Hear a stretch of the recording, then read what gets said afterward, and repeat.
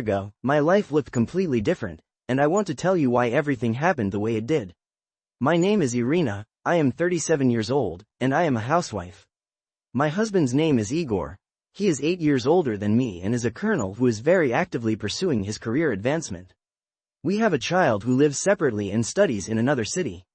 We are a happy family. I was always content with everything and thought that my husband and I would grow old together and welcome the grandchildren we expect from our son. My dreams were not meant to come true. I began to realize this over the past 2 years. My husband started diligently pursuing his career advancement, as is common in his circle. He began to drag me to receptions with his superiors, where everyone relaxed with their wives. There were some people of his rank whom we had known for a long time, but they were an overwhelming minority. Each time, I had to endure their rudeness and ambiguous hints, which not only I received but also other women at these gatherings. Since their gazes on me went no further, and my husband convinced me of the necessity of accompanying him to such events, I endured it, although I found it extremely unpleasant. I tried to socialize with the other wives, and this helped to brighten up my presence at these events. My husband not only practiced such gatherings but also separate trips to male evenings, fishing, and other variants of traditional military drinking, where our military men demonstrate their main professional skill: leadership in alcohol consumption. Of course, women have no business there. I just saw in what state my spouse returned after such meetings. This greatly annoyed me, but at least he didn't drag me along under various pretexts, and for that, I was grateful. Everything changed when one day my husband came home and, with burning eyes, said that he finally had a chance for a promotion. Among the candidates for this promotion were him and another man whom they had known for a long time. He said that generals would be coming to our place soon, and I would need to prepare a lot of food and drinks to please them and increase his chances of getting the new position. He omitted that more would be required of me and that I would need to do more than just prepare food and drinks. It never occurred to me that my husband could demand such things from me to achieve his career goals. Even now, when I remember it, I get goosebumps. The fateful day approached with relentless speed. I was busy with preparations. After all, I didn't want my man to lose face in front of his colleagues. Moreover, I remembered what kind of feasts their wives organized. For the feast, we decided to use the annex to our house. There was a fairly large bathhouse, which was my husband's pride. He often liked to receive guests there, but rarely his colleagues, as it had not been fully completed. This year, a small pool was added to the spacious steam room. My husband himself decided that now it would not be embarrassing to invite even higher-ranking officials. We decided on this. I set the table and waited for the guests who could significantly influence the professional advancement of my man. In the end, I managed to set the table, and I decided that I could rest a bit. The preparation was long. I had to get at least some sleep. The men would figure out how not to spill vodka outside the glass or how to get the fork into their mouths. At least, I hoped so. Then my husband approached and said he needed my help with something else. In a cajoling voice, he said that we both needed this promotion, and for it, I had to entertain his superiors in a special way. By special way, he meant that I had to dance erotic dances for them and, if asked, do even more, as his career depended on it.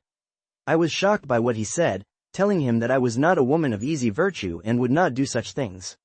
I turned around and wanted to leave, but my husband painfully grabbed my arm and said that I owed him. After all, for so many years, I had been a burden on him, and if it weren't for his job, I wouldn't have my own home, so many fur coats, and complete prosperity. He said that if he asked me to pay for it just this once, I simply had to do it. Otherwise, I would let him down, and he wouldn't get the promotion. I started crying, and he slapped me, telling me not to ruin my appearance and to go put on erotic lingerie and makeup to please his general. After that, he seemingly softened, looked at me with a pitiful gaze, and said, apologizing, that he was very nervous himself, that it was unpleasant for him too, and that it was only for one time. After that, we would forget about it like a bad dream. He promised to make up for my suffering with a great vacation on the islands. At that moment, I wasn't thinking about the islands or anything that might have interested me before in life. He continued to persuade me, threaten me, and beg me. I just didn't say anything in response and wanted it all to end as soon as possible.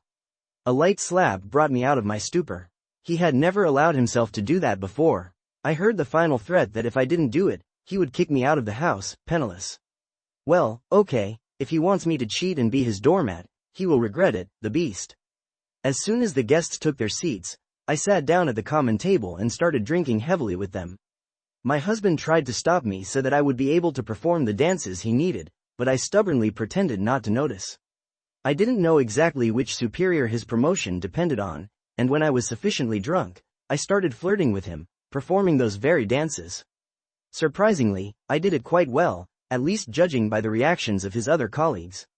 The only one who didn't like it was one of the superiors, who openly wrinkled his nose when he saw what I was doing. We had known each other before, and he knew me as a decent wife to my husband and a good mother to my child. Well, what can I say? You look, friend, if that's how you do things here. After the audience was sufficiently warmed up, my husband took me aside and said that the superior from whom his promotion depended had requested me for individual service and added that I could do it in our bedroom. Well, okay, if you want a circus, you'll get one, dear husband. I took my phone with me, made the old superior undress, and tied him to the bed with his own epaulets. At that moment, I took a photo of him and me, but only without showing our faces, and said that I would immediately send it to his wife, showing how he entertains himself with his mistresses, if he didn't give my husband a promotion. He agreed, I untied him, we left the room, he spoke with my husband, and gave him the good news. My spouse immediately rushed into the bedroom with a satisfied face and began to thank me, saying that I could now stay here and rest. Well, thank you, scoundrel. The next morning, when everyone had left, I immediately went to file for divorce, demanding half of the property from my husband, and successfully got it with the help of a friend who is a lawyer. My husband had to give me half of the money for the house, and all his threats went to waste when I pressured the superior who gave him the promotion again and then deleted the compromising photo. Now I live for my own pleasure, found a good job, and am not thinking about a new husband yet. I like that now I am not dependent on a husband who, as it turned out, considered me just an object all these years.